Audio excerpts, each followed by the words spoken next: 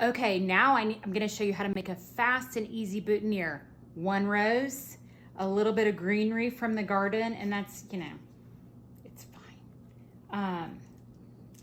And floral tape. So you're going to cut off the rose as long as you want it. You're going to take your floral tape and you're just going to begin wrapping it around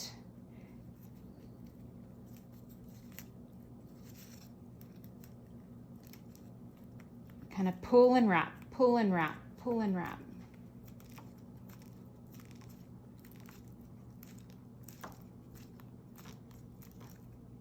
Then at the end there, I just like to bend it up a little bit and come back up. I'm going to go ahead and break it off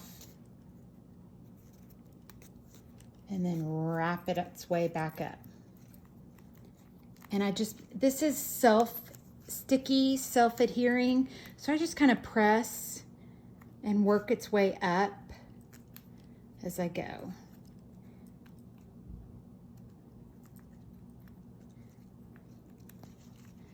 Just very gardeny.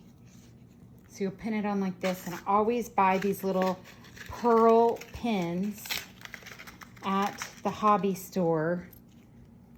Stick that in there, and I buy a clamshell, and look, those are 99 cents at the grocery store. I'll take that off, and the rose will be ready for presentation. Look at that.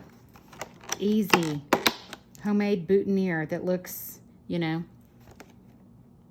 like it came out of a floral shop.